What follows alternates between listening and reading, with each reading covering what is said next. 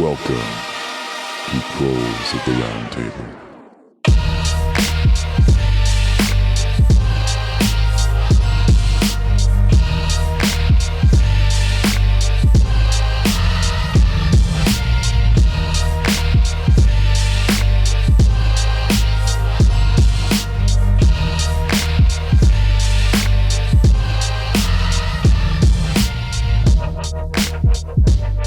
Hello and welcome to Proles of the Round Table, where we sit down, have a few drinks, and talk Marxist history. Check out our website at prolespod.com, where you can find out to all those we taught and a whole communist ebook library, along with a few recipes. If you want to extra support us, check out our Patreon, where you can give your hard-earned wages to a bunch of authoritarian statists in exchange for bonus episodes, clothes, and content. Find out more at patreon.com/prolespod. We wanted to thank this episode's primary sponsor who enabled us to buy this fancy round table. Big thanks to our sponsor, APAC. Thanks, guys. Yeah. So today with us, we have Talia. So what are you drinking today, Talia? I'm drinking Earthbound Red, which is by Earthbound Brewery in St. Louis. It's owned by a socialist. He is a comrade, and it is a red ale. Nice. That's awesome. Nice. Yeah. Friends of the show, Earthbound Brewing. Nice. So I guess who else is at the table? This is Justin, and tonight I am drinking Shit Talking Sour IPA from Station 26 in New Image Brewing. And then I'm Ethan, and I'm drinking a Sapporo from Canada. I'm Jeremy, and I'm drinking Renegade's Mexican-style lager, which is fine. This is Alex. I'm drinking some Colorado Kirsch Ale from Durango. And so you want to give us sort of a breakdown of what you're going to be talking about today? I'm going to be talking about Jews in the Soviet Union, specifically the supposed anti-Semitism that occurred in the Soviet Union. And then it's briefly talking about the relationship between the Soviet Union and the state of Israel. And so I know as a Marxist-Leninist Jew, I have a lot of pressure on me from the larger Jewish community about talking about this topic because they have been using this as a boogeyman of sorts to encourage immigration to Israel. And it's been used a lot since like the 40s, basically since World War II ended, that Stalin was a huge anti-Semite and that Jews should not be supporting communism or the Soviet Union. But I'm used to it.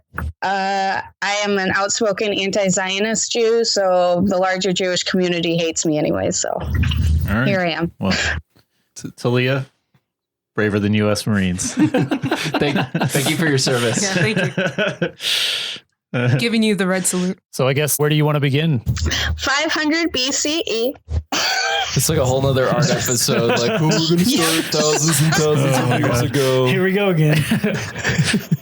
So Judaism predates Christianity and Islam, and it started around 500 BCE.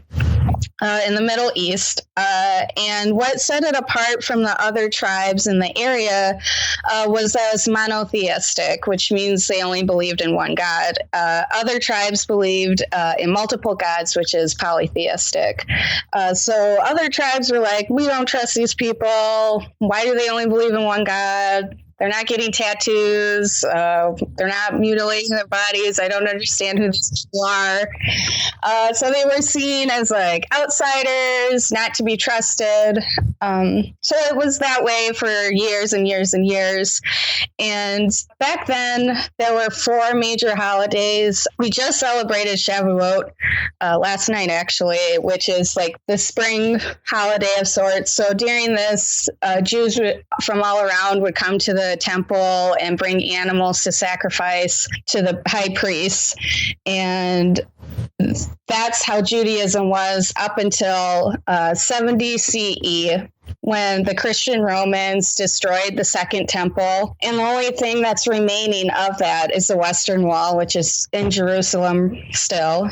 And it's being fought over big time. It's super complicated. So after... Well, that's why we're here. What'd you say? That's why we're here, to do an episode on it. We're going to solve all of these problems tonight. God damn it. So after the Second Temple was destroyed, basically the diaspora was born.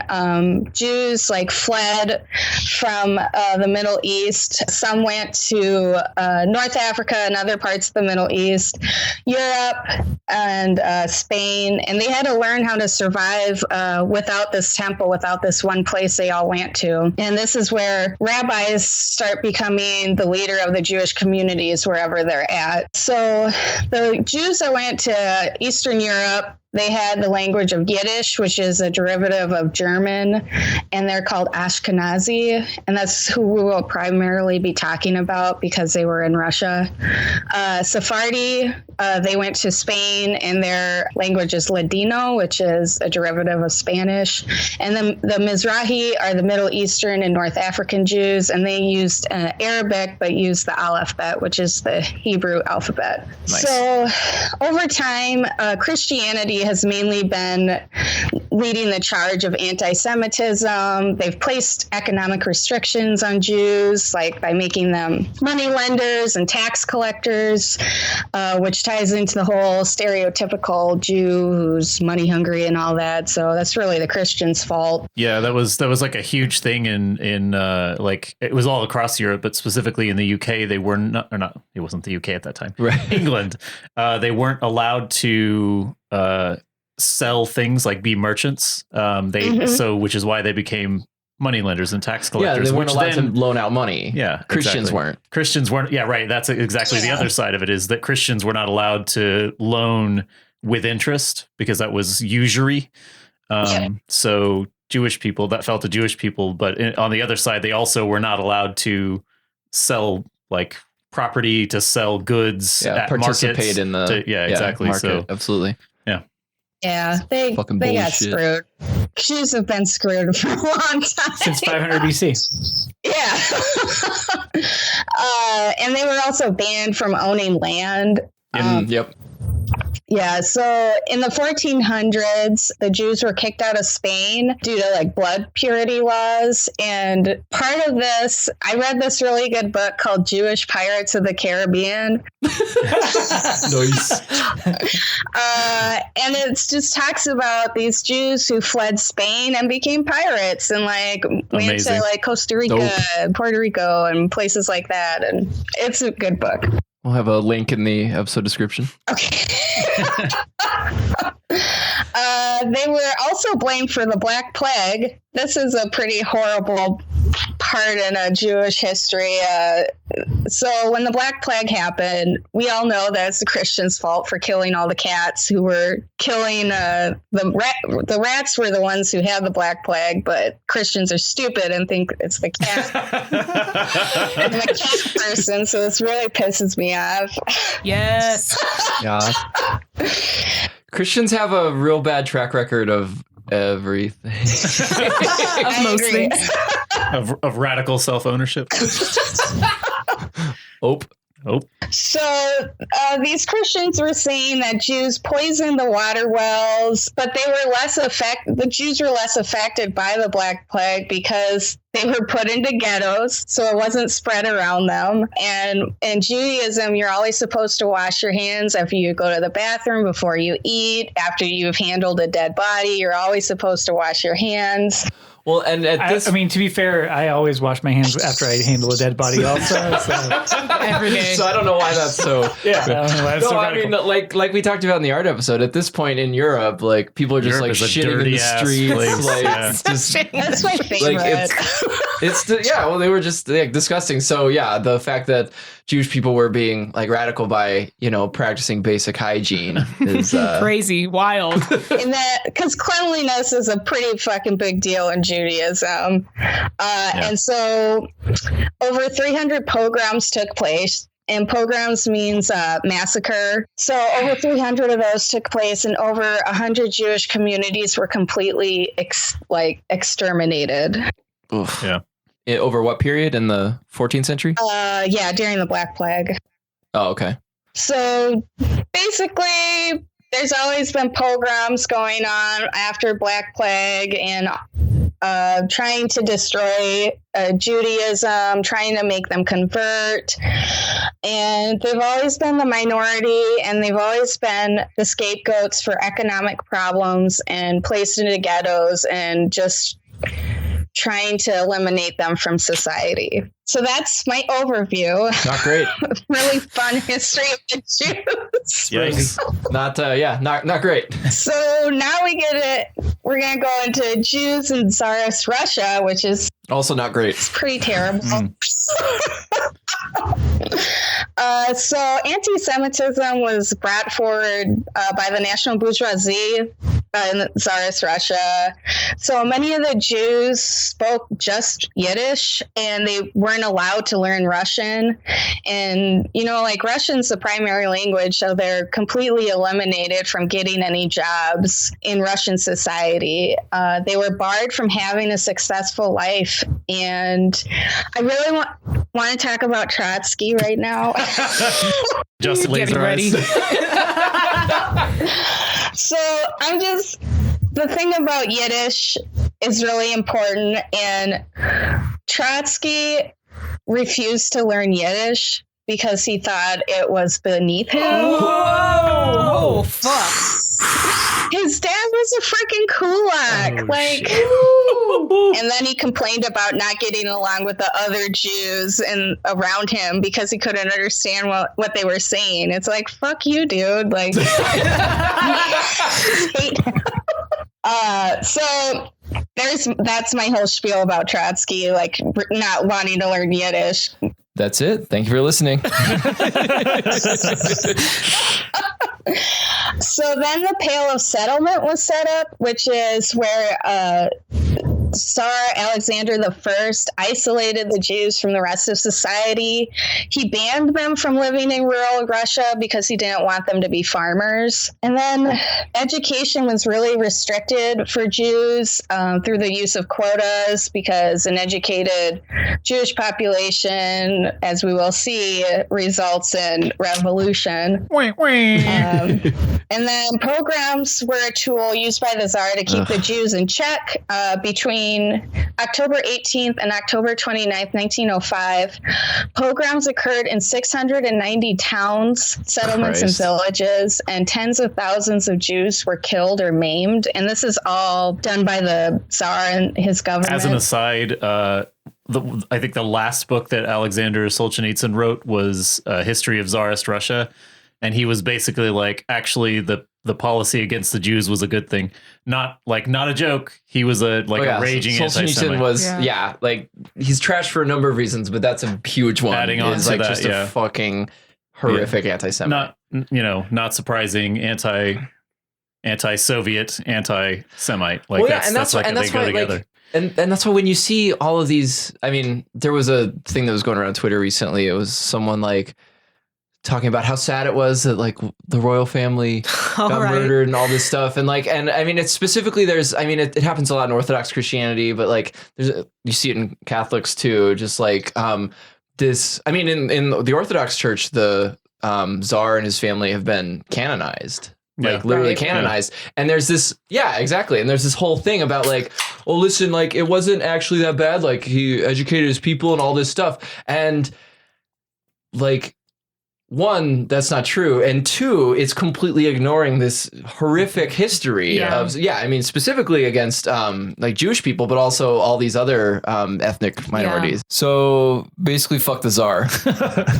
So his chief prosecutors stated the government's policy is this: we must pursue a policy that will make 1/3 of the Jews embrace Christianity, will lead to the extinction of another third of the Jewish population, and will complete the last third to immigrate. So they wanted all the Jews just out. And a lot of them left because they're like, fuck this. Seems reasonable. I don't want this. I don't want to get killed because of who I am. And I found this quote from this Jewish neighbor of Leo Tolstoy, who wrote, Tolstoy was indignant at the Jewish pogroms. The Russian people were not to blame for the pogroms, and the Jews knew that.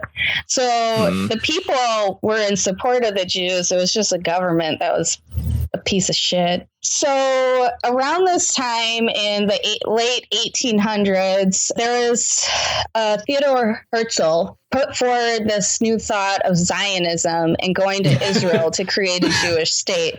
We could do a whole episode on that. Well, I think Proles of the Minion are going to be doing something. Yeah. That's the thing. You guys are. We will leave that to you, and then we'll promote you. Yeah, mercilessly.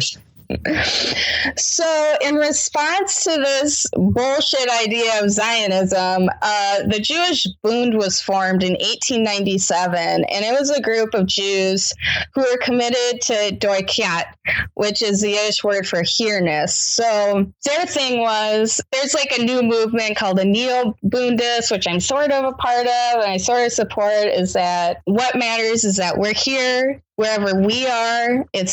It's a Jewish community. We don't need to be stealing other people's lands to have our own Jewish space. And they also put forward, like, you have to uphold Yiddish and you have to uphold Jewish diasporic culture. And I just focusing on Yiddish because this is Ashkenazi Jews, like the Sephardi Jews and the Mizrahi Jews also have movements like this as well. And the Bund like completely rejected Hebrew, which wasn't really a language, like an official language, like a secular language, until like the late 1800s. And what's really gross is that now when you convert or when you go to temple, you're not taught about the Bund. You're told that Yiddish is an old language, it's something your grandparents speak. It doesn't matter, but it's like the complete opposite. They're trying to erase this radical Jewish movement. So there's a song that the Bund wrote that I really freaking love,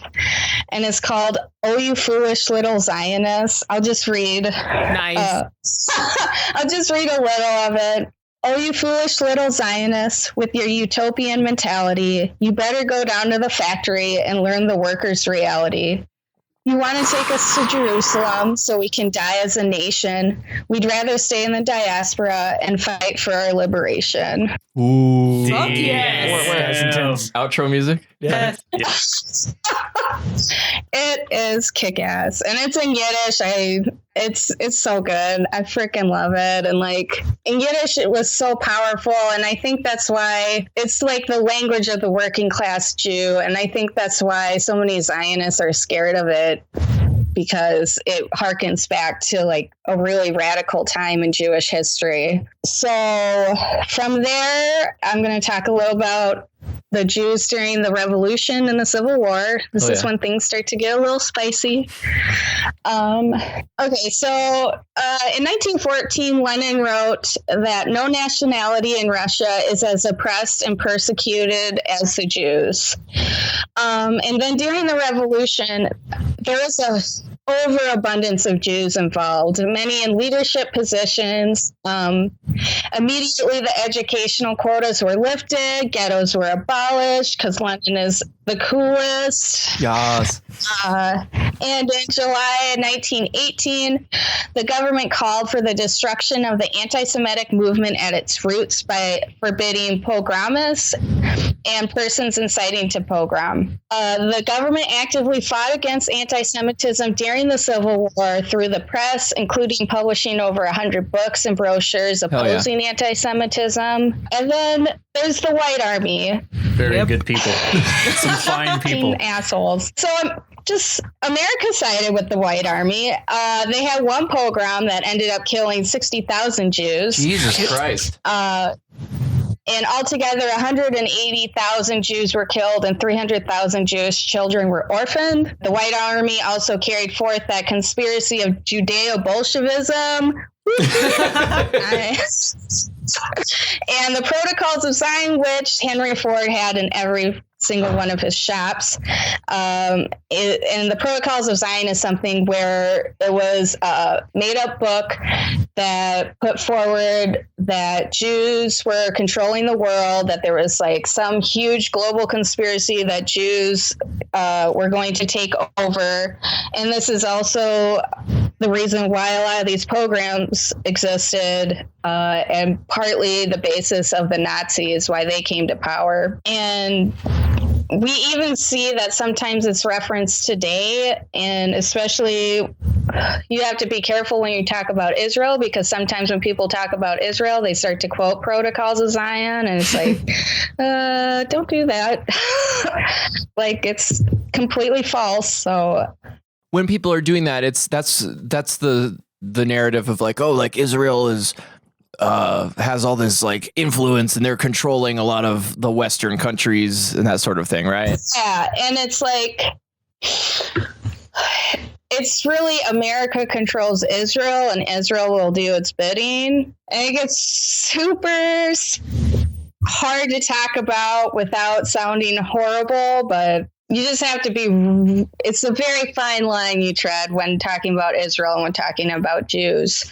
But it is anti-Semitic to think all Jews are Zionist. Fair. Just want to put that out there. So the Protocols of Zion also claim that the October Revolution was a Jewish plot. So in 1920, Winston Churchill gave a speech about Zionism versus Bolshevism, which pushed for Jews to be Zionist and not Bolsheviks. Big surprise. This is his quote. If you needed to have any more reason that Churchill is a piece of shit. I don't, but please go on.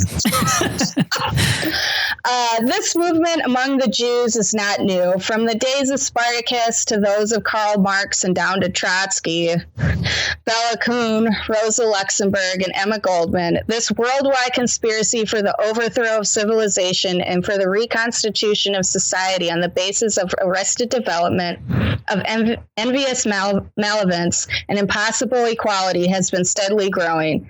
It played, as a modern writer has so ably shown, a definitely recognizable part in the tragedy of the French Revolution. It has been the mainspring of every subversive movement during the 19th century, and now at least this band of extraordinary personalities from the underworld of the great cities of Europe and America have gripped the Russian people by the hair of their heads and have become practically the undisputed masters of that enormous empire. Wow, Churchill, Jesus. buddy. Holy shit. I knew he was a piece of shit, but like, yeah, but the fact that he thinks that the French Revolution was a Jewish conspiracy. I read somewhere that someone else, not Churchill, but they believe that the French Revolution was a Jewish conspiracy. It's wild to me. Well, one more thing for the bottom of the long list of why Churchill's trash. God, I hate him. So that's like a brief overview of all the shit that was happening to Jews during like the Civil War. And like, I'm going to move towards Lenin, his time with friend of the show. Jews. So Lenin demanded the end of hatred towards the Jews, and he recorded his speech on anti-Semitism so everyone could hear it, even those who were illiterate. It was really important to him that everyone knew that anti-Semitism was not okay.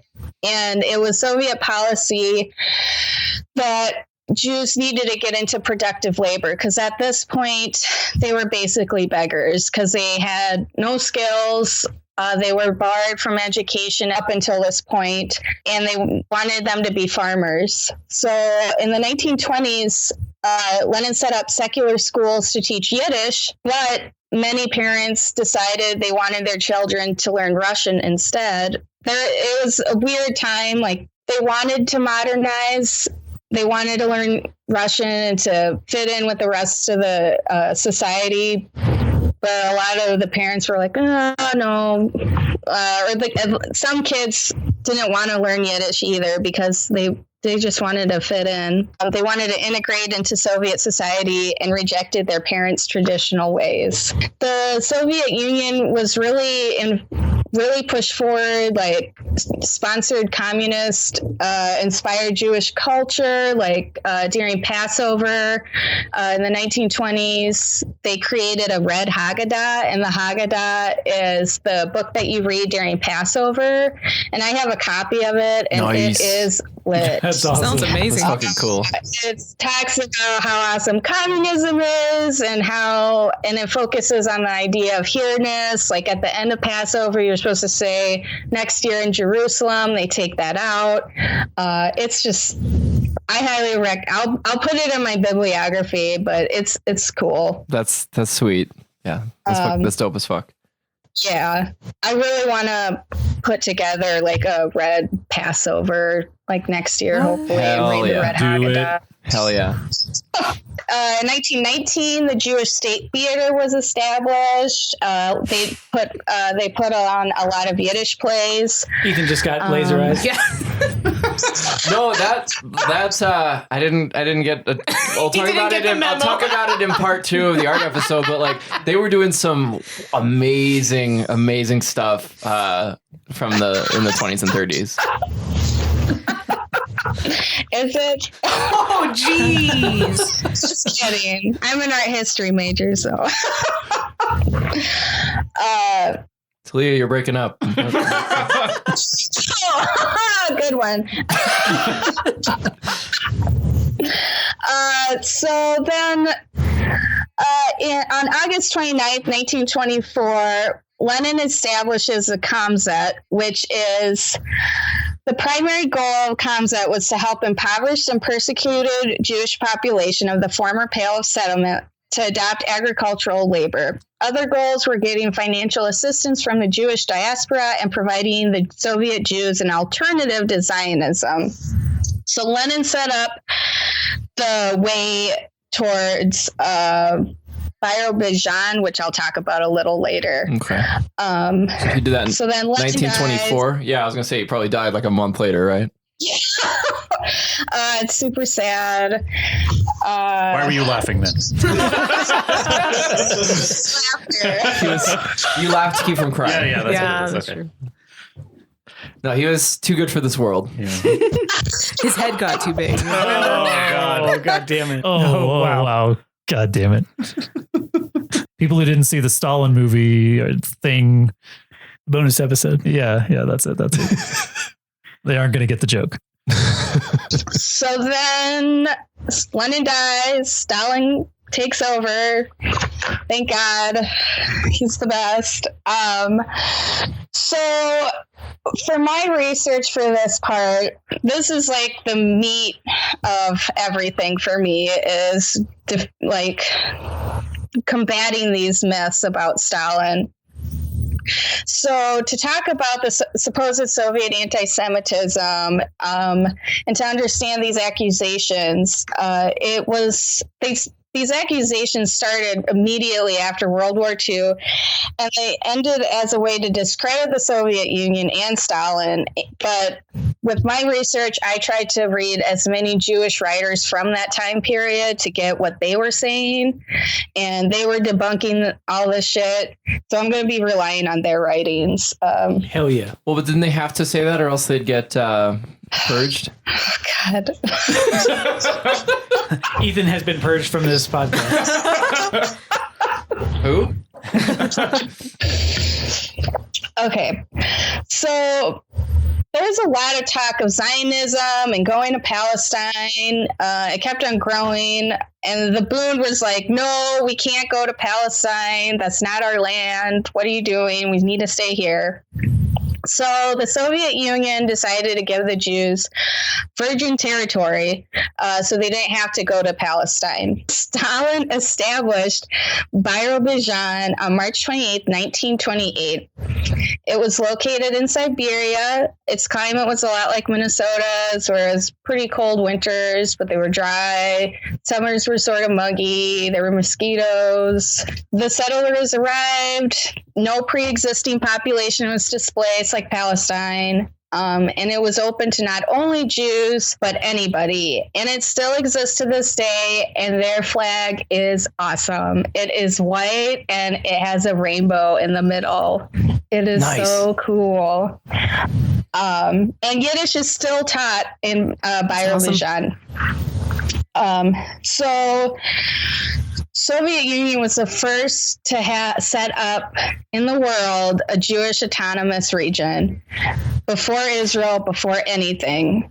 Soviet Union was the first, and it was Stalin that set that up. Sounds very oppressive. Well, it's because he was trying to get rid of all of them from the rest of the Soviet Union. But unfortunately, a lot of Jews decided not to go, and they stayed in Ukraine and Crimea instead. But with the Birobidzhan, it helped to move the Jewish population from, basically they were the lumpen, and then they moved up to being farmers and industrial workers, and they had all these skills that they could make a better life for themselves. The Soviet Union decided that it would be necessary to furnish the Jews with a large territory where both agricultural occupations and a wide variety of industrial enterprises, as well as a rounded culture, could be established. And Birobidzhan's natural resources was awesome. They had like 10 million acres of forests, rivers full of fish, 2,000 species of flowers for honey production, huge deposits of coal, iron, gold, graphite, magnesium, and a shit ton of marble that was used in the Moscow subway system. So in the first 10 years, 30,000 Jews moved to Birobidzhan by their own accord. They weren't forced to go there. Big if true. So I'm going to read this little quote from the ICOR, which was a Jewish-Russian organization that wrote about Birobidzhan in 1938.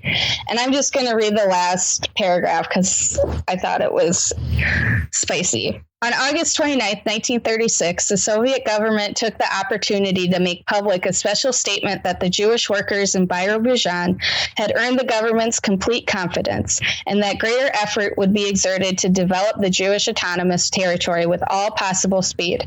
It ought to be mentioned at this point that saboteurs who have greatly hindered various projects in the Soviets' program of development have not overlooked Birobidzhan either. Here, too, there have been Trotskyist criminals who have done a great deal of damage but did not succeed in wrecking the marvelous building of the Jewish autonomous territory, the foundation of which was laid on March 28th, 1928. Damn. What? So, And Trotsky died less than 2 years later.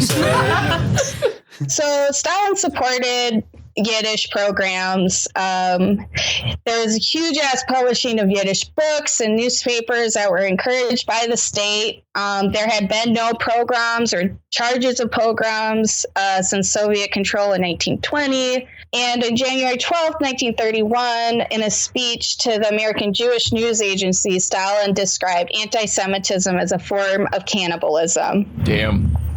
During the Great Purge, however, in 1936 to 1938, many cultural institutions, including many Yiddish ones, were temporarily closed, but they were revived after World War II.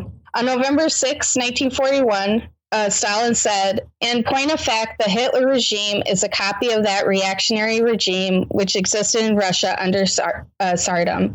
It is well known that the Hitlerites suppressed the rights of the workers, the rights of the intellectuals, and the rights of nations as readily as the Tsarist regime suppressed them, and that they organized medieval Jewish pogroms as readily as the Tsarist regime organized them." Damn. So Stalin's like really cool with Jews. So I just don't understand why people call him an anti-Semite. Anti-Stalin You know paradigm. why. Yeah. You know why. It drives me bananas. I mean, have you seen the HBO movie on Stalin? Fact. Ugh. I'm not going to really talk about the Holocaust because it's a whole nother topic, and there's like the whole Holocaust industry that is probably going to be a whole episode for Proles of the Minion. It's just like, what is the Proles of the Minion? Yeah, do you want to talk about that briefly? Just because Proles of the Minion is a group of us, ML Jews, that came together because of the Discord. And so we don't really have a voice whatsoever. And we feel like if we do a podcast, that we can like actually give a Marxist-Leninist perspective on like the Holocaust industry and how bullshit it is. And like, And what is a minyan? A minyan is a group of 10 Jews, so we're not quite there yet. Okay. Dang it. We'll get there. I'm hoping it works out well. We just have figured out our theme song, which is Yiddish song from World War II, praising Comrade Stalin. It's pretty great. So yeah, I'm not going to talk about the Holocaust because it's depressing as fuck. And the stories that need to be told are never told, like about the Warsaw Ghetto Uprising. Jews defending themselves is always a passive Jew waiting for their goy savior. And I'm just I don't want to talk about it. Fair enough. Spice. Also, the Soviet Union saved a shit ton of Jews. So yeah, hell yeah. And there were 313 Jewish generals in World War II that were fighting for the Soviet Union, and hundreds and thousands of Jews were evacuated to the USSR and moved east. So the Soviet Union was the only country that opened its borders for Jews. America didn't. Nobody did. Yeah. And it's fucking bullshit. There was that boat that came across I forget what it was called. St. Louis. Yes, yeah, and the U.S. was like, hell no, turn around and go back to Europe. And then most of those people died in concentration camps. Yep. Yeah. Exactly. Fuck. Death to America. Yeah, I was gonna say it's time for the SMR of the day. Death to America. The playwright Arthur Miller said, if it had not been for the Soviet army, there would have been no Jews on Earth at all. Arthur Miller, dope. I really liked him, and that's why Marilyn Monroe became a Jew, was because of him. Damn. Marilyn Monroe was fucking, she was red. Yeah. So sweet. So I have this other pamphlet published by Jewish Life called Soviet Antisemitism, The Big Lie. And it says, on the basis of these data, where I believe to be conservative, Russia has saved over 10 times as many Jews from Nazi extermination as all the rest of the world put together. Let that also sink into your minds, my fellow Jews. And that was from a speech that was given by members of the Jewish Anti-Fascist Committee, which will come up later. So I've seen and heard Holocaust survivors talk, and one of them said that really stuck with me was, I know who saved me from those camps, and it wasn't the Americans. Don't believe what America says. It was the Soviets that saved me, and I will always be grateful for them. Damn. Fuck. And yes. Yeah. I bawled my eyes out after she said that. Because it's never talked about. Just so gross. So after World War II, many Jews unfortunately became Zionists, partly out of fear, partly out of where the fuck are we supposed to go? Sure. And they convinced a lot of people to leave and go to Palestine. And there's a lot of resentment in the USSR because they had just lost 20 million people and they needed to rebuild. And then all these people are just leaving and they're like, well, we're a community. You should probably be here and help us. But so it goes. In 1948, Stalin spoke about rootless cosmopolitanism. So I spent 2 hours trying to find this speech that all these a lot of Jewish orgs bring this up, the word cosmopolitanism, as another form of anti-Semitism, like a dog whistle. And I could not find exactly where it would be construed as an anti-Semitic thing. But a lot of Jews say cosmopolitanism was in reference to Zionism, but it could also be understood as anti-socialist nationalism and pro-imperialism. But I don't think it was anti-Semitic. The Soviet Union was just trying to combat anti-socialist nationalism. So this is the closest thing I could find of Stalin speaking about cosmopolitanism. Recently, a dangerous tendency seems to be seen in some of the literary works emanating under the pernicious influence of the West and brought about by the subversive activities of the foreign intelligence. Frequently in the pages of Soviet literary journals, works are found where Soviet people, builders of communism, are shown in pathetic and ludicrous forms. The positive Soviet hero is derided and inferior before all things foreign and cosmopolitanism that we all fought against from the time of Lenin, characteristic of the political leftovers, is many times applauded. In the theater, it seems that Soviet plays are pushed aside by plays from foreign bourgeois authors. The same thing is starting to happen in Soviet films. So many Jewish organizations refer to this speech as anti-Semitic, and that out of it came forward the two events that I'll talk about, Night of the Murdered Poets and the Doctor's Plot. And I don't see the connection, but I think it's really reaching to say that he was being anti-Semitic in that speech. So I'll talk about Night of the Murdered Poets. It's not really one night, and they weren't all poets. Nice. So a lot of the people that were part of this were part of the Jewish Anti-Fascist Committee that was approved by Stalin in August 1941. There were a lot of prominent Jewish actors and poets that held high positions in this committee, including the actors Solomon Michels and poet Itzik Pfeffer. They did a Western tour to drum up support for the Soviet Union during World War II. And in 1944, the Jewish Anti-Fascist Committee wrote a letter to Stalin about how they wanted to set up an independent Jewish state in Crimea, but Azerbaijan already existed at this point. So the head of the JAFC, Solomon Michels, died in January 1948 in a supposed car accident, but people have accused Stalin of having him assassinated. But according to Grover Furr, the only document that says that he had him assassinated was proven a forgery. And I believe Grover Furr because he is dope. So 13 Soviet Jews that were a part of the JAFC were arrested, along with 24 to 26 people who were also arrested. So there were only 13 Jews out of 26. This isn't talked about when they talk about Night of the Murdered Poets, is that, oh, it was all Jews. Well, it wasn't. You're leaving if it's going to be an anti-Semitic act, it's going to be all Jews or nothing. So it really doesn't support their anti-Semitic claim. And between 1948 and 1949, they were arrested for being counter-revolutionaries.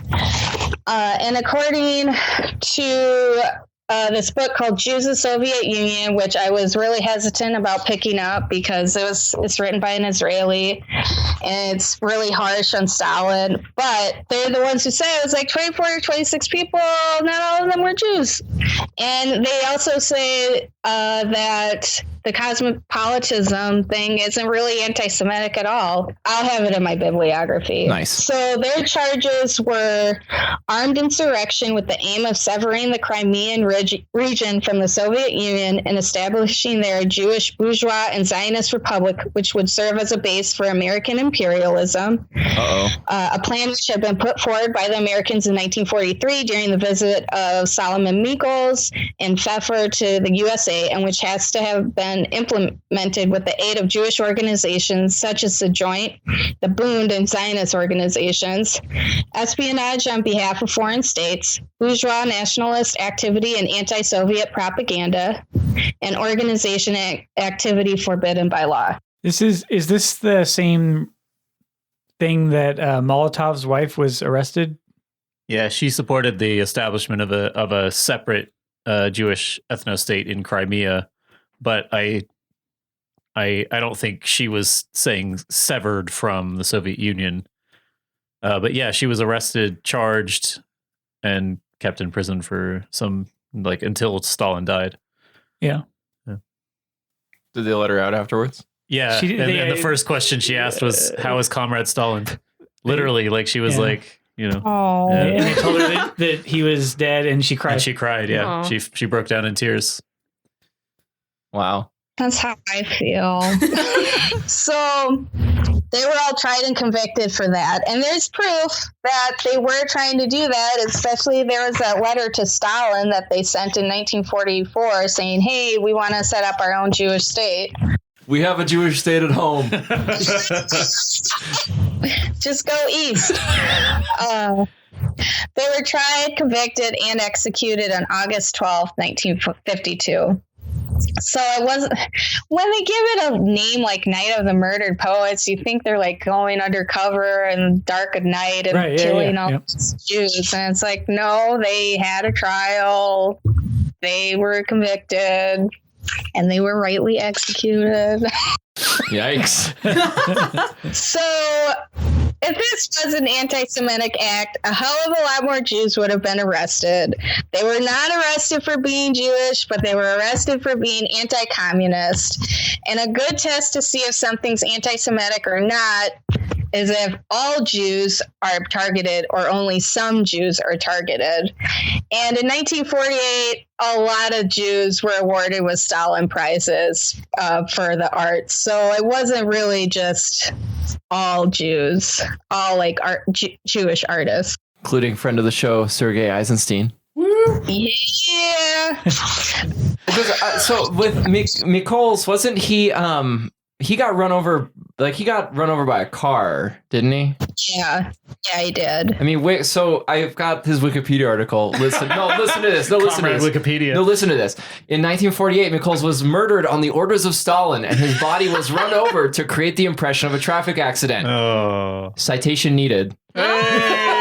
It's literally what it says there. Amazing. That's the last sentence of the first part, and it's like murdered on the orders of Stalin. His body was run over to make it look like it was a traffic accident, and there's no citation for that. The anti-Stalin paradigm dictates that we have to take it at face value. Though. Right. Somehow not removed from Wikipedia, even though no citation. But Grover Fur like debunks all that shit, and I think Khrushchev lied and Bloodlines. Bloodlines, yeah. He's very creative title too. Bloodlands? Fuck you. Blood lies. Yeah. Khrushchev lied. What a nerd. He's not coming back on the show. I mean, I don't think he listens to the show. No. Besides his episode. Fair enough. Okay, the next event that's supposedly the height of Stalin's anti-Semitism happened in January 1953, and that's the doctor's plot. So Trotskyists really like to bring up this, and you can be like, fuck you. We That's our usually default are. setting. The default set.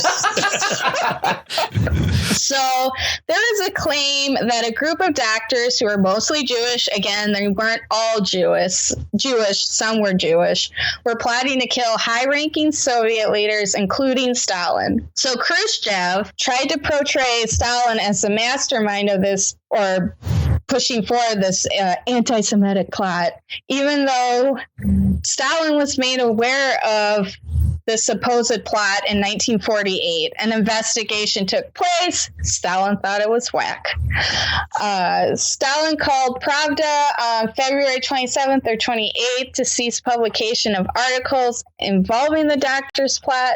Grover Fur says that it was probably Beria. Or is that how you say it? Beria? It's Beria. Justin looked it up on one of the episodes, and like he played the audio file, and it's Beria. We just say it however the fuck it comes out. So this one doctor wrote a letter in 1948 saying they were concerned about Zadnav's treatment for his illness, but they didn't mention any Jewish doctors at all. At no time did this doctor have any connection with the doctor's plot, but then Khrushchev just basically makes up shit. Khrushchev lied.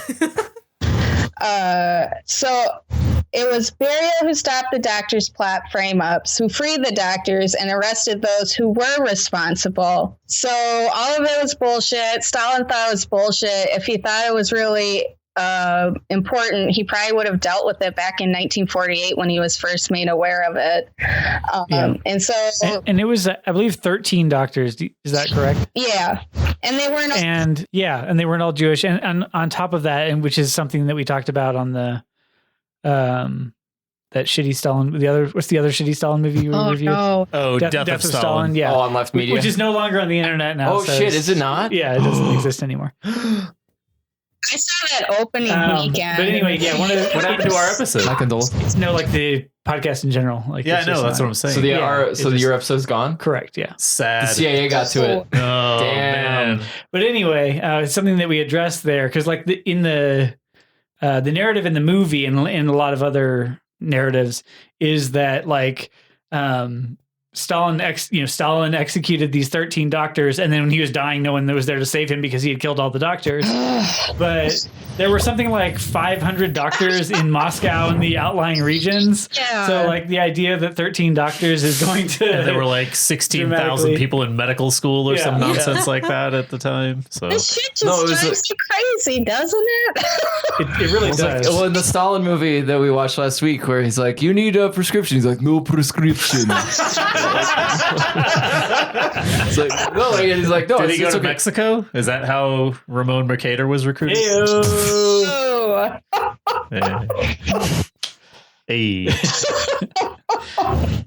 For people listening outside the United States or Mexico, you don't have to have a prescription to get drugs from a pharmacy in Mexico. That was the context for that stupid joke I just told. I laughed, but I didn't understand it. So thank you for explaining. Oh, thank God for him. Stalin? Yeah. Ramon Mercader. Oh, yeah. And him. Ramon. Uncritical support for Ramon Mercader. So, yeah, Dr. Sprat was not anti-Semitic. Stalin thought it was stupid. End of story. So there's some weird Mythbusters. stuff that the American Jewish Committee was trying to put forward after World War II, trying to make Soviet Union appear as anti-Semitic as possible. This stuff is just crazy. Nothing changes. So they claim that the Soviet Union allowed an anti-Semitic political cartoon to be published in 1949.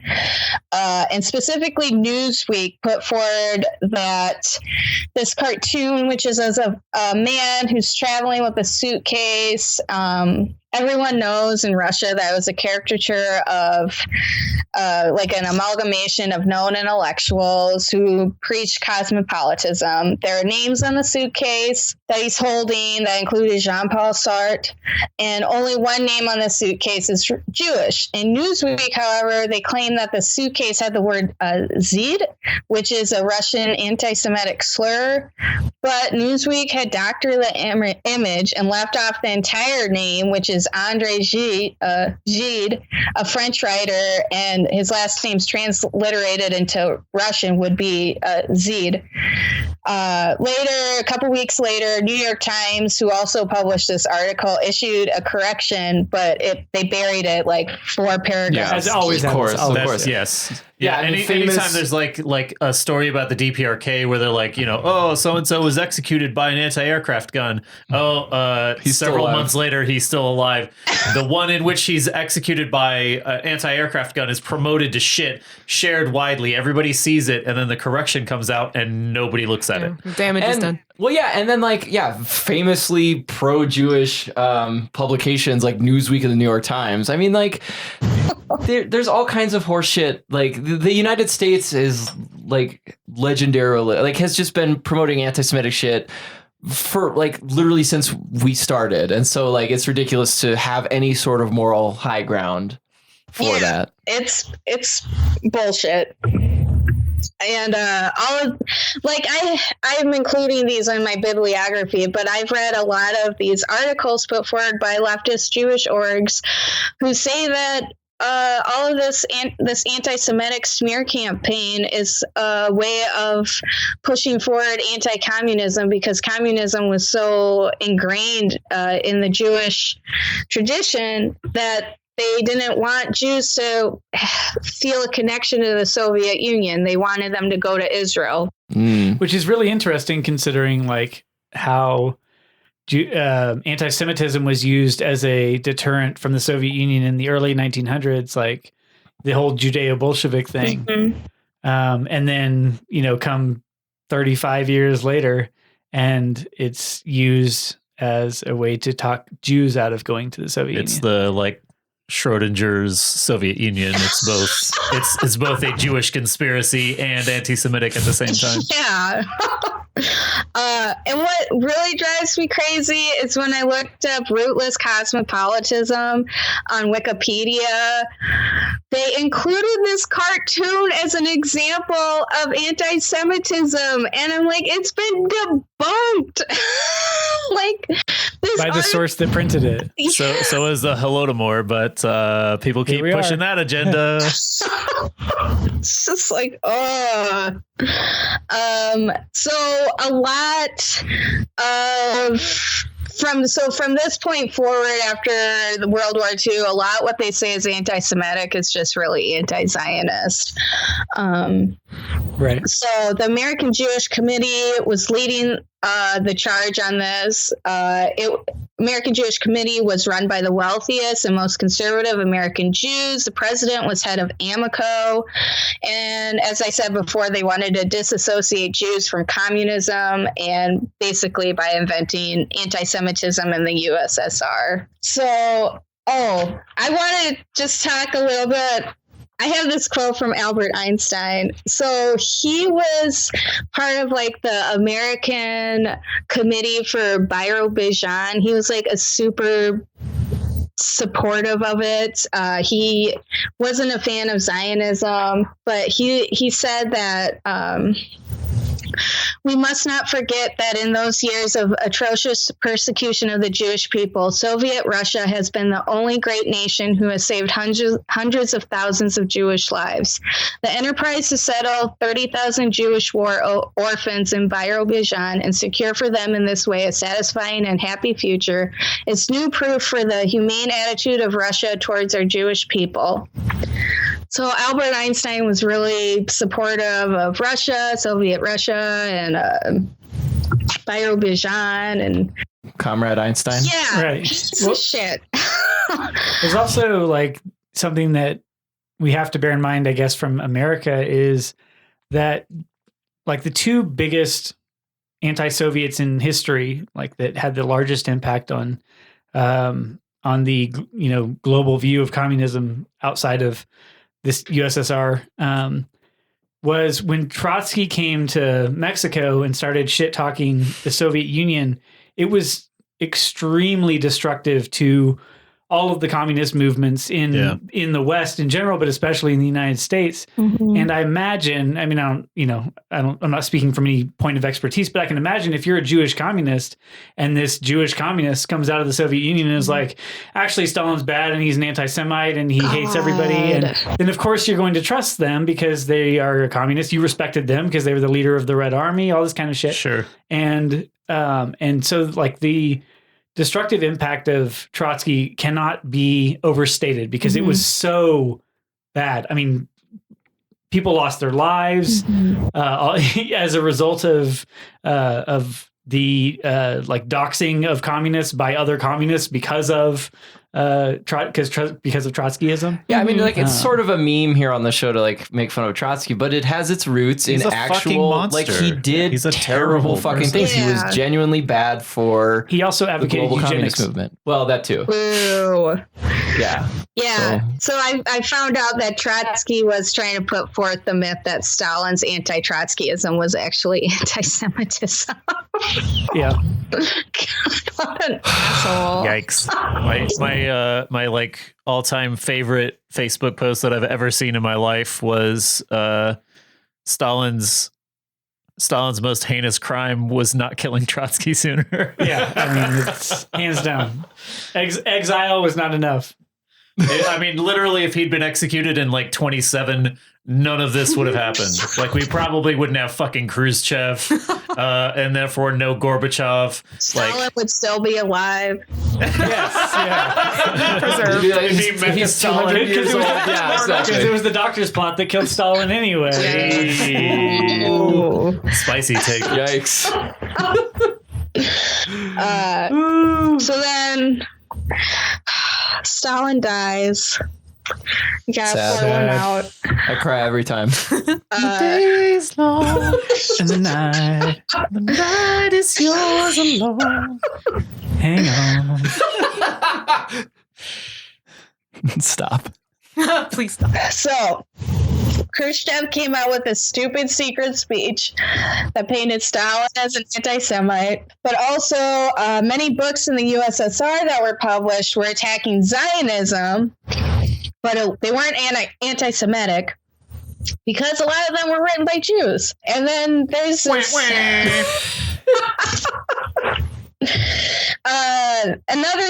another accusation of anti-Semitism was people said that the USSR was banning the production of matzah, which is super important during Passover because we're not supposed to eat any leavened bread. We're only supposed to eat matzah.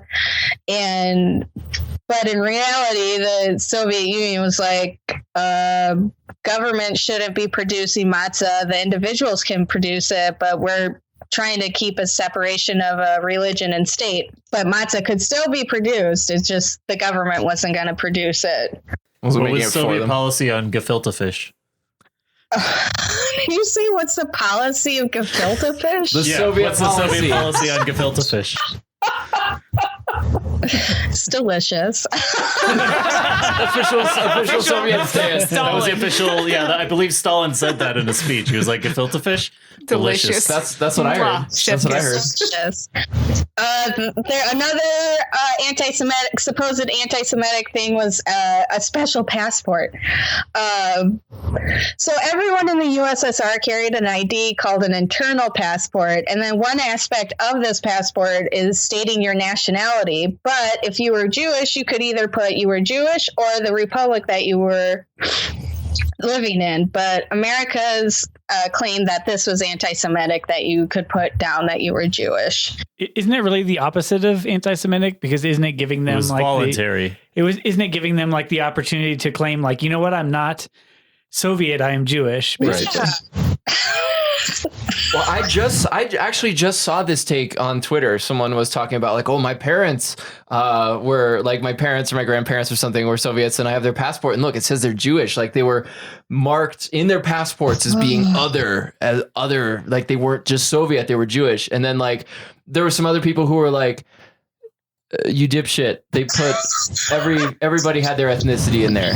Yeah. Like, yeah, so stuff is frustrating. So I'm going to talk a little bit about Jews and Israel, like Soviet Jews in Israel. So Stalin was the first one to recognize the state of Israel, and he supplied weapons to them. And when Stalin died, so many Soviet Jews in Israel wept for him, and they publicly demonstrated their love for him. They had parades in honor of him. Like, he was a big fucking deal. So the people who left the USSR for either Israel or America did so because private business was prohibited, and that was about 40% of the Jews who left the USSR. 90% of Soviet Jews said, fuck that, we're not going anywhere. Zionism was alien to most Soviet Jews. It wasn't typical to be that nationally narrow-minded, and they weren't okay with being that isolated. They didn't want to go to a different country. They wanted to be around other Soviets. In 1966, a rabbi visited Soviet Union for basically propaganda purposes. He had his mind made up. He knew what he was going to say. And he stated that Soviet Jews are intimidated and there are organized efforts being made to eradicate the Jewish religion, except when the rabbi was there meeting with other Jews who were also reporters and supportive of Soviet Union. He never mentioned the fear or the intimidation that he saw to them. And he was with 22 other American rabbis, and they went to multiple Jewish services in multiple synagogues in the Soviet Union. So that was all bullshit. After the Six-Day War in 1967, there was a concerted effort by Israel to get more Soviet Jews to immigrate to Israel. And it was fought against by the Soviet government. The government pushed forward anti-Zionist campaign. So after the Six-Day War, that was between, I think, Egypt and Syria. The Soviet Union was on the side of not Israel. Same. So their campaign included that most Jewish orgs are capitalist in nature and work against the interest of the worker. Israel is anti-communist. Zionism and Israel are enemies of socialism. Israel is an ethno-state. Israel's ruling class pushes for expansionism and harsh military policies, especially on the Palestinians. And Zionism practiced by the Israeli state is paralleled by the treatment of Jews by German fascists. God damn. Wow. Yikes. So you can see why there's been like a huge campaign to say that the Soviet Union, that Stalin was anti-Semitic, because they're like, man, Zionism is pretty bullshit and we shouldn't be displacing people off of their land when we have a whole Jewish autonomous region for you that we had set up for you if you wanted to go there. And it's if you want to go there. Like, it's like the passport thing. If you want to go there, and if not, if you want to, because that's, I think, one of those things that gets left out of the conversation of like marginalized communities. But like sometimes, like you can't homogenize groups and say they want this. Mm-hmm. This is what they want.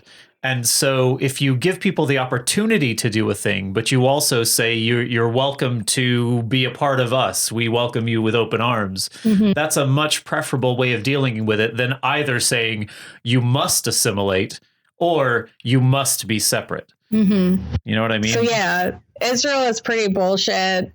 And after like doing all of this research, I'm like, yeah, it's basically just all these fucking Zionist orgs smearing Stalin and the Soviet Union. And it's what they do to Ilhan Omar, who speaks out against it. It's just, it continues. Like they do it to anti-Zionist Jews. That's why Israel uses Canary Mission, which is that website that includes anti-Zionist Jews' names on it, so Israel won't let them in. And the Jewish Federation works with Canary Mission to enforce these lists, these blacklists. And what sucks is in Judaism, there is a great tradition of debate and talking about things and working things out. And the one thing we're not allowed to talk about is Israel. We're not supposed to be anti-Zionist. If you are anti-Zionist, you're just basically blacklisted. So that's my spiel. It was good. It was really good. It's a good ass spiel. Okay, so something we haven't done in a while is a bonus segment because our episodes have been long as shit lately. So we are going to be doing Seeing Red, where we pick up the weapons-grade bad opinions that the dark caverns of the internet have to offer, and we read them to our comrades in an attempt to evoke the purest form of proletarian rage. You'll get it from me. So with that, Ethan, what do you got for us? All right, so I didn't know we were going to be doing this, so I was just kind of scrambling to find something, but I think I found something that sounds interesting. So this is from Tablet Magazine. Great. I'm not super familiar with them, so them. Okay, well, good. Off to a good start. I'm already angry. Well, then it's working. The segment's working. Okay, so this is A Soviet Jewish Front in the War on Christmas by Daniel Guinness. The subtitle, Russian Jews used Christmas trees as weapons to fight back against the Kremlin's war on religion. Wow. What is happening? This is They're not Hanukkah bushes. Okay, hold on. As our living memory of the Cold War recedes, fewer and fewer people will know that putting up a tree was once a blow struck against the Communist Party. Come the fuck on. The dissident Jewish refuseniks of the 1960s and 70s that's beautiful. had a noble reason to put up Christmas trees. They were fighting against totalitarian oppression. Celebrating Christmas was an act of resistance to the Soviet attacks on religious faith and rewriting of history. The Kremlin waged a war on Christmas, and with Hanukkah forbidden and largely unknown to the Soviet Union's secular Jews, Christmas was the next best thing in their arsenal to fight back. Never heard of it. Yeah. Hanukkah was forbidden, Talia. It wasn't. It was. That's what this article says right here. Holiday. It's only a big holiday because it runs around the same time as Christmas, so that's why it's been blown up. But it's really a minor holiday in the scheme. Oh God! But hang on. I gotta keep reading this. Y'all are gonna die. Wait, do you really think that someone would just go on the internet and lie? Like, do you think? Hold on. The capitalist nature of America makes Hanukkah a big deal because it's 8 days of presents instead of just 1 day of presents. Okay. The Soviet war on Christmas was waged with midnight mass arrests, censored season's greetings, and sanctioned Santas. Midnight mass arrests. That is like, I'm going to give it to them because that's a really good, like, midnight mass arrests is like My new band name. That's a good one. That's a beautiful. Sanctioned Santa is Sanctioned also. Santa's such a nice alliteration. Yeah. No. But midnight mass is a thing. Midnight mass is a Yeah, Catholic right, thing. right, So right. midnight I mass am not very is fond good. of this article. You gotta listen. Ethan. Midnight mass arrests. No, it's good. I'm not disagreeing. It's pretty precious. Much of what the 1917 revolution targeted for disposal turned out to be necessary. Marx got a lot wrong, and the millions who starved to death in the 20th century were the collateral damage of his errors. Millions. Moscow had to rejigger its rules to secure the allegiance of a people literally dying from communism. Lenin's monstrous successor even reinstated Russian nationalism, once banished in favor of globalist socialism, when it was necessary to resist the German invasion of 1941. Of the many societal changes imposed on the people by revolutionaries, the official state-sanctioned atheism was one of the least popular. I like that they said globalist. You didn't say it right either. Globalists! All right, here we go. Globalists. Okay. Cold War Jews resisted totalitarian atheism with Christmas trees, putting them up earlier than New Year's in an act of defiance. Oh, fuck. Each year, my family cut a tree down in the woods and brought it home on the tram. Secretly. They decorated on the tram secretly. They had to hide it like inside their dresses and pants, just like down a pant leg they had a tree. They decorated with handmade ornaments made of eggshells, candy wrapper foils, and humanoid chestnuts with matchstick limbs. Humanoid chestnuts?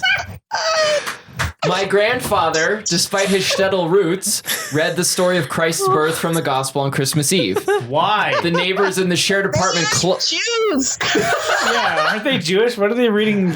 The neighbors in the shared apartment clucked in disapproval.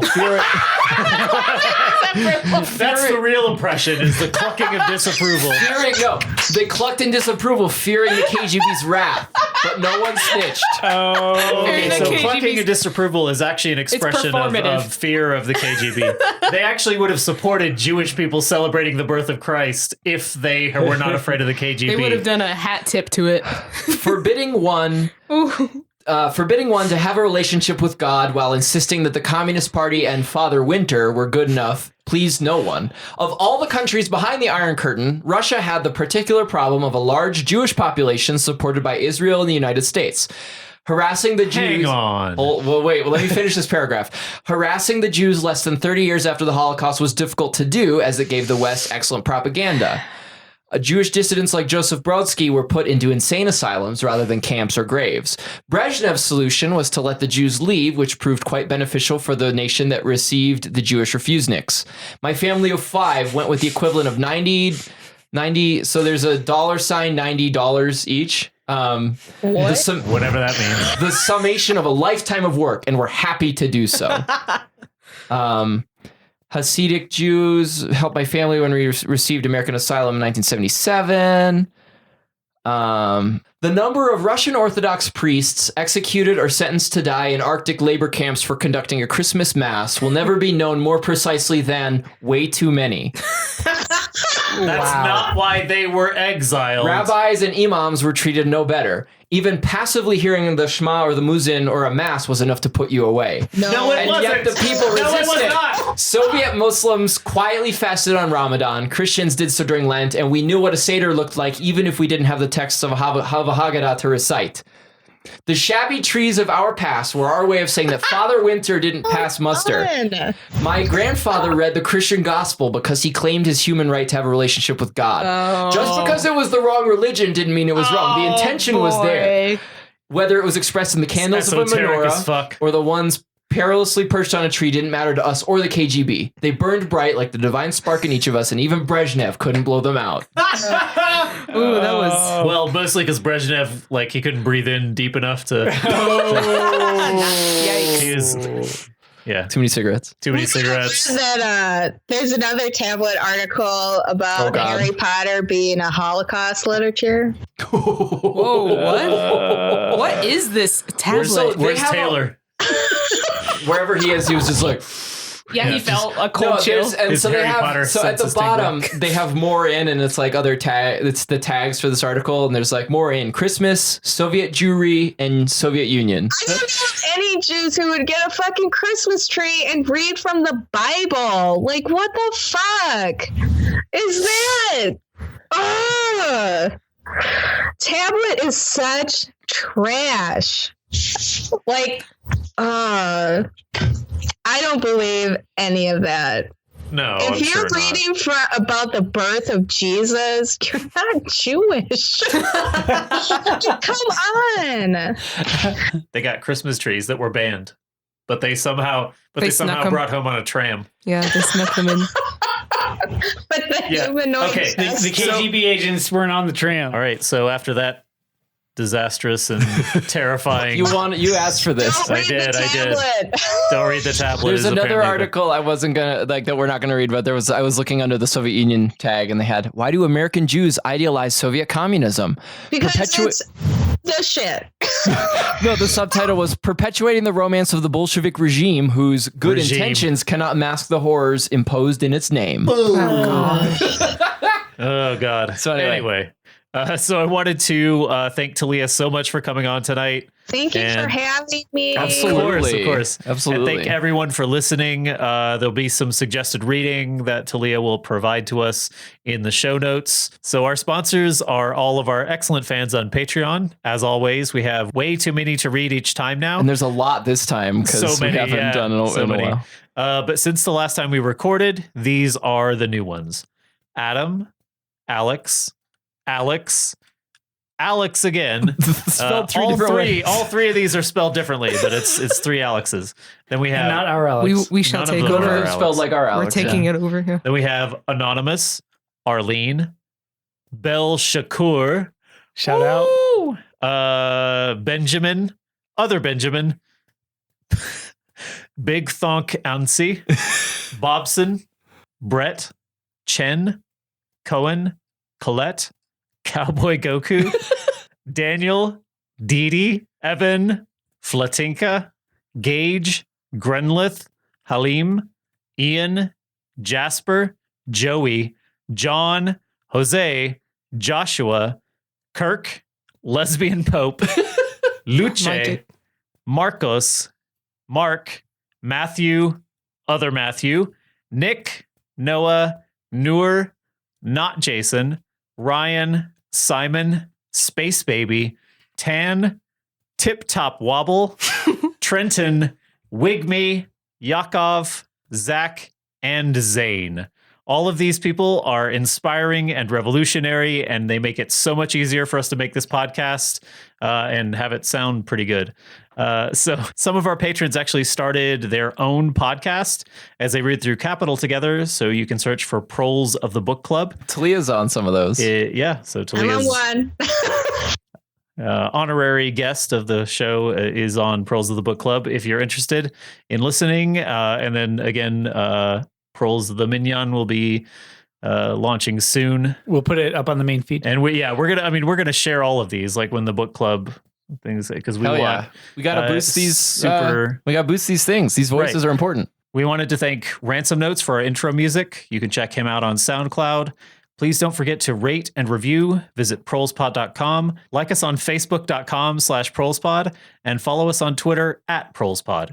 If you have any feedback, topic ideas, or suggestions, feel free to send us an email at prolespod@gmail.com or in the comment box on our website.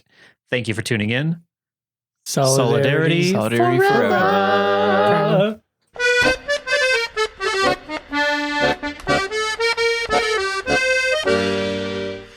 O ihr narische Zionisten, mit eier narischen Seichel, ihr mögt doch gehen zu dem Arbeiter und lernen bei ihm Seichel. Ihr mögt doch gehen zu dem Arbeiter und lernen bei ihm Seichel.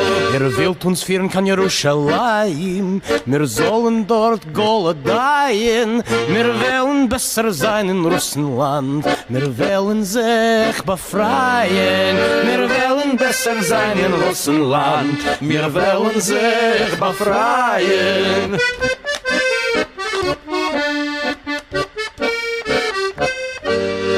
Oh, you foolish little Zionists, with your utopian mentality, you'd better go down to the factory and learn the workers' reality.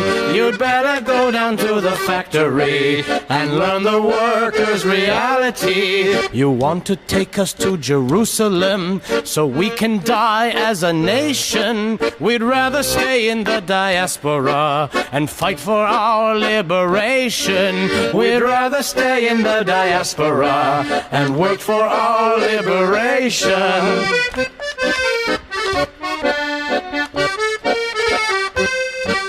Глупенькие сионисты, вы такие утописты, вы бы лучше шли в рабочие или в трубочисты, вы бы лучше шли в рабочие или в трубочисты.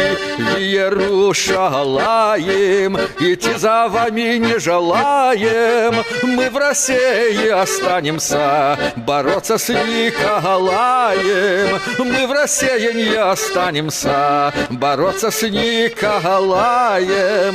Wir wollen besser sein in Russland. Wir wollen sehr